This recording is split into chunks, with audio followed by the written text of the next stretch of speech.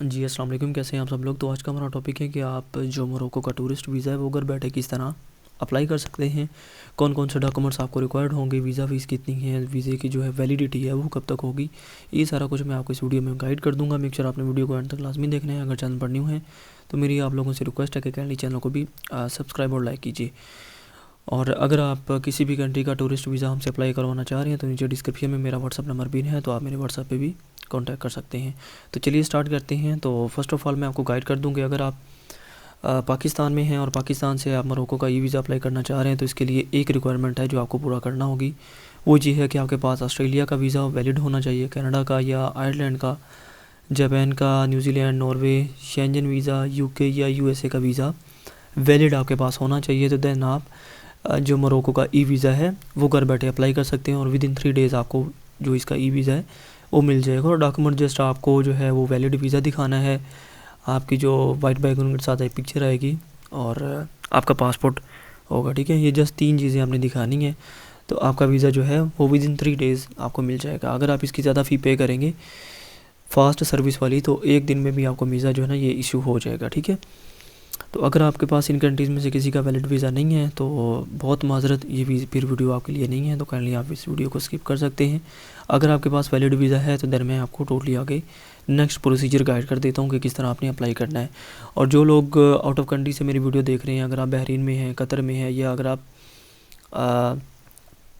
UAE में हैं तो फिर भी आप जो है ई वीज़ा अप्लाई कर सकते हैं। अभी हम चेक कर लेते हैं यहाँ पर नेशनलिटी, फॉर एग्जांपल पाकिस्तान में सिलेक्ट करता हूँ। इसके अलावा अभी फॉर एग्जांपल आप कतर में हैं, ठीक है, तो कतर का चेक करते हैं कि कतर से क्या आप अप्लाई कर सकते हैं ई वीज़ा या नहीं। यहाँ पर टूरिज़्म सेलेक्ट करेंगे, यहाँ पे हम इसको हम नन कर देते हैं, यानी हमारे पास इनमें से किसी कंट्री का वीज़ा नहीं है। देन यहाँ पे हम क्लिक करेंगे ऑर्डिनरी पासपोर्ट पे, चेक पे क्लिक करते हैं। नो, कतर से अप्लाई नहीं होगा। अभी हम यूए का चेक करते हैं। अगर आपके पास जो है यूए का जो टेम्परेरी रेजिडेंट कार्ड होता है, अगर वो उसकी वैलिडिटी 6 मंथ तक है तो देन आप अप्लाई यूए से भी कर सकते हैं, ठीक है। अब इसका चेक करते हैं, इधर चेक के पे क्लिक करते हैं तो ये देखें, according to the information enter please submit your e visa application to travel to Morocco, यानी इसकी एप्लीकेशन हम सबमिट कर सकते हैं, ठीक है। और इसके अलावा अभी अगर आप पाकिस्तान में ही हैं, ठीक है, तो पाकिस्तान से भी इसका अभी चेक कर लेते हैं हमारे पास। अगर इनमें से किसी कंट्री का वीज़ा नहीं है तो नन पे क्लिक करेंगे। तो इधर अगर हम चेक पे क्लिक करें तो यहाँ पे ई वीज़े का ऑप्शन नहीं आ रहा, यानी आपको मैन्युअली अप्लाई करना पड़ेगा एम्बेसी के थ्रू। ओके, आपको ई वीज़ा इस तरह इशू नहीं होगा अगर आपके पास इनमें से किसी कंट्री का वैलिड वीज़ा नहीं है तो। ओके, तो अभी यहाँ पर फॉर एग्ज़ाम्पल मैं यूनाइटेड अरब एमिरेट्स लिखता हूँ।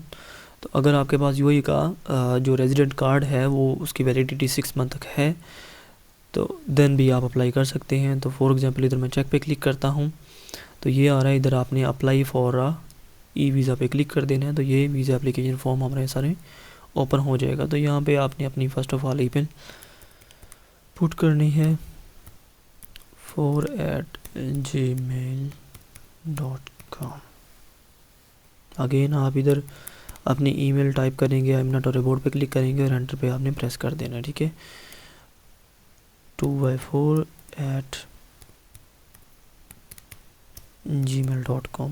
देन आपने इधर I am not a robot पे क्लिक करना है और आपने एंटर पे क्लिक करना है। तो ये हमने जो ईमेल इधर पुट की है इस पर हमको एक ईमेल आ जाएगी। तो ये हमें ईमेल आ चुकी है, इस पर आप क्लिक करेंगे। देन यहाँ पे नीचे स्क्रॉल करेंगे, to complete your e visa please click here, इधर आपने क्लिक कर देना है। तो ये आपको डायरेक्ट वीज़ा एप्लीकेशन जो फॉर्म है उधर हमें ले जाएगा। तो जस्ट 5 मिनट में आप अपना वीज़ा जो है वो अप्लाई कर सकते हैं। तो चलिए स्टार्ट करते हैं। First of all nationality Pakistan, temporary resident आपकी यूएई में है, इसके अलावा डेट ऑफ बर्थ आपकी आ जाएगी। तो डेट ऑफ बर्थ हम इधर मेंशन कर देते हैं,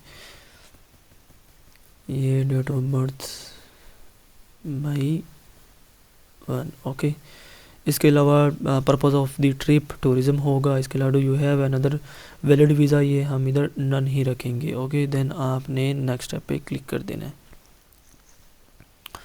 तो यहाँ पर आपने इन सभी बॉक्सेस को आपने टिक कर लेना है, मतलब इधर ये वो तो बता रहे हैं कि any refusal request is non refundable, यानी आपकी जो फ़ीस होगी वो नॉन रिफंडेबल होगी अगर आपका वीज़ा रिफ्यूज़ होता है। I am travelling for tourism purpose. इसके अलावा I have a resident permit valid for at least 180 days, I have a valid passport, I have a hotel reservation, I have a return ticket, I have sufficient funds mean €7 per day minimum. मतलब आपका जो भी travel plan होगा, for example आपने 7 days travel करना है तो एक दिन में जो आपका मिनिमम बजट है वो €70 जो है ना वो आपके अकाउंट में होना चाहिए €70 के हिसाब से। तो इन सभी बॉक्सेस को आपने टिक करना है, देन आपने नेक्स्ट पे क्लिक कर देना है। तो ये पर्सनल इन्फॉर्मेशन का टैब आ गया। यहाँ पर आपका फैमिली नेम आ जाएगा, मैं अपना फैमिली नेम पुट कर देता हूँ। इधर आपका फर्स्ट नेम आ जाएगा एंड इधर आपकी जो डेट ऑफ बर्थ आ जाएगी। देन आपकी प्लेस ऑफ बर्थ जो है वो मैं पुट कर देता हूँ, प्लेस ऑफ बर्थ। इसके अलावा आपका जो मोबाइल नंबर है वो यूनाइटेड अरब एमिरेट्स का आएगा, तो ये मैं पुट कर देता हूँ 1 2 3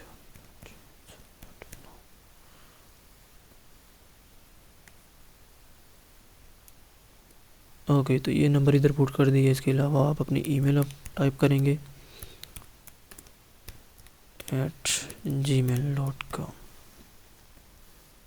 इसके अलावा आपका जो है ऑक्यूपेशन, यानी आप क्या करते हैं, जॉब करते हैं या बिज़नेस करते हैं, स्टूडेंट हैं, जो भी आपका ऑक्यूपेशन है वो आपने इधर सिलेक्ट कर लेना है अच्छे तरीके से, क्योंकि यहाँ पर काफ़ी एक्सप्लेन उन्होंने मतलब किया हुआ है। आपके जो भी रिलेटिव आ रहे हैं तो वो आपने इधर सिलेक्ट कर लेना। फॉर एग्जांपल मैं इधर सिलेक्ट कर देता हूँ, फॉर एग्जांपल क्या इधर एम्प्लॉय सेलेक्ट कर देता हूँ। ओके, देन यहाँ पर आपने अपना पासपोर्ट नंबर जो है वो इधर पुट कर देना है। ओके, मैं डमी इन्फॉर्मेशन पुट कर रहा हूँ, मेक श्योर आपने अपनी information as it is correct put करनी है। ओके, अब आपका जो पासपोर्ट है वो इशू बाय किस कंट्री से इशू हुआ है, तो ये मैं पाकिस्तान सेलेक्ट कर देता हूँ। देन इशू डेट आ जाएगी, किस डेट को इशू हुआ है, तो मई 16 को इशू हुआ है। एक्सपायर कब हो रहा है, तो ये जी एक्सपायर हो रहा है मेरा 30। ओके, देन आपने नेक्स्ट स्टेप पे क्लिक कर देना है। तो यहाँ पर फर्दर इंफॉर्मेशन में कंट्री ऑफ यूजुअल रेजिडेंट, तो यहाँ पे आपका आ जाएगा रेजिडेंट परमिट 1 2 3 4 5।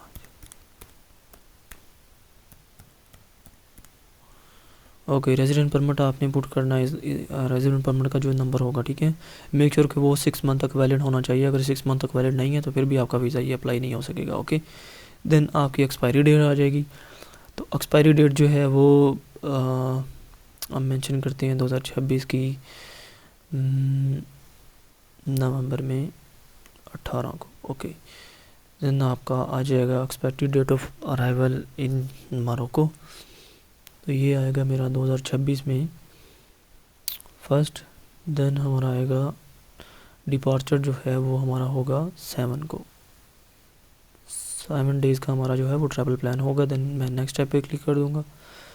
तो यहाँ पे आपने अपनी वाइट बैकग्राउंड के साथ पिक्चर अटैच करनी है, पासपोर्ट अटैच करना है और रेजिडेंट परमिट अटैच करना है, और कोई डॉक्यूमेंट आपको चाहिए नहीं। ओके, और ये बहुत ही अच्छा कंट्री है मोरक्को। अगर इसका वीज़ा आपका इशू होता है तो इसके बिल्कुल साथ जो है वो स्पेन का बॉर्डर है, ठीक है। तो इसका वीज़ा अगर आपका इशू होता है तो आप इजीली शेंजन में भी मूव हो सकते हैं। तो यहाँ पे आप वाइट बैकग्राउंड के साथ पिक्चर अपलोड करेंगे, सिलेक्ट फाइल पे क्लिक करेंगे हम, तो यहाँ पे हम वाइट बैकग्राउंड वाले कोई पिक्चर देखेंगे। ओके,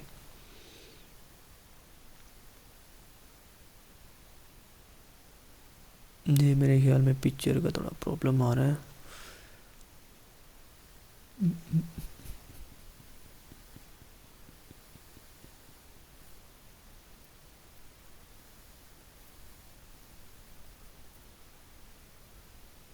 ओके, तो ये पिक्चर मैंने अपलोड कर दी है। इसके अलावा आपका पासपोर्ट आ जाएगा, सिलेक्ट फाइल पे आपने क्लिक करना है। तो यहाँ पे आप अपना जो पासपोर्ट है वो सिलेक्ट करेंगे। ओके, तो यहाँ पर पासपोर्ट आ जाएगा, ओपन करेंगे तो ये हमारा पासपोर्ट भी इधर अटैच हो जाएगा। इसके अलावा आपने रेजिडेंट परमिट नीचे अटैच करना है 2 साइडेड वाला। Okay, then again select file हम करेंगे और यहाँ पे जो है हम अपना रेजिडेंट परमिट अपलोड कर देंगे। अपलोड करने के बाद आपने सेव पे क्लिक करना है। देन ये इधर बता रहे हैं your e visa will be valid until 27/6/2026, यानी 2026 के छठे मंथ की 27 डेट तक आपका जो वीज़ा है ये सिंगल एंट्री ये आपका वैलिड रहेगा। ओके, और मैक्सिमम आप जो स्टे कर सकते हैं 30 डेज़ मोरक्को में स्टे कर सकते हैं। आपने ओके पे क्लिक करना है। देन आपने यहाँ पे एंटर पे क्लिक करना है। यहाँ पे वो बता रहे हैं अगर कोई चीज़ आपकी मतलब ठीक नहीं है, अगर आपने कोई चीज़ रॉन्ग पुट की है तो आप इसको एडिट अभी कर सकते हैं, बाद में चेंज नहीं होगी। आपने एंटर पे क्लिक करना है। तो यहाँ पर कन्फर्म योर रिक्वेस्ट पे आपने क्लिक कर देना है। ये मैं बता रहे हैं you want to validate your e visa application, तो इधर आपने कन्फर्म पे क्लिक कर देना है। तो यहाँ पर आपने प्रोसीड टू पेमेंट पे क्लिक करना है। तो यहाँ पर ये 2 ऑप्शन आ रहे हैं, स्टैंडर्ड और एक्सप्रेस। स्टैंडर्ड पे क्लिक करेंगे तो विद इन 3 बिजनेस डेज में जो है वो आपका वीज़ा जो है वो इशू होगा। इसकी फ़ीस जो है ना ये 770 जो है ये दिरहम आ रही है, ठीक है, जो भी करेंसी है मोरक्को की, तो ये उस करेंसी में आपने पे करनी है, ठीक है। अगर आप 1100 MAD पे करते हैं तो देन आपका with in 1 business days visa issue हो सकता है, ठीक है। तो ये डिपेंड ऑन यू। तो इधर मैं क्लिक करता हूँ स्टैंडर्ड पे। तो ये 770 MAD मुझे पे करने होंगे, तो पे क्लिक करते हैं।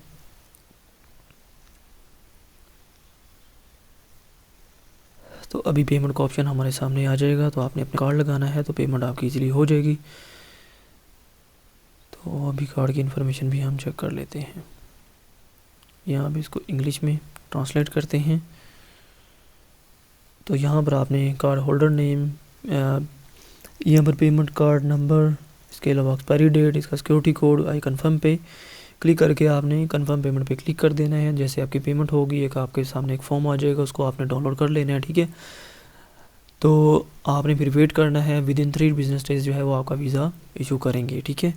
अगर आपने एक दिन वाला जो है वो सिलेक्ट किया है, आपने 1100 MAD पे की है, तो फिर विद इन 1 बिजनेस डेज आपको ई वीज़ा इशू हो जाएगा, ठीक है।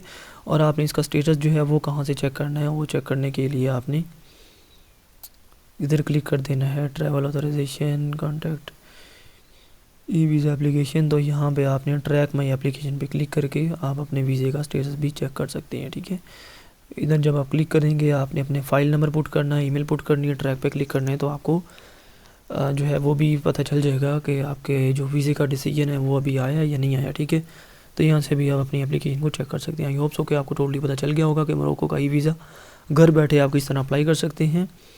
अगर आपका फिर भी इसके रिलेटेड कोई क्वेश्चन है तो आप नीचे डिस्क्रिप्शन में नीचे कमेंट सेक्शन में पूछ सकते हैं, और मेरा डिस्क्रिप्शन में व्हाट्सअप नंबर पिन है, तो आप मेरे व्हाट्सअप पे भी कांटेक्ट कर सकते हैं अगर आप ये हमसे अप्लाई करवाना चाहें तो। Thank you so much for watching my video. मिलते हैं नेक्स्ट वीडियो में। अल्लाह हाफिज़।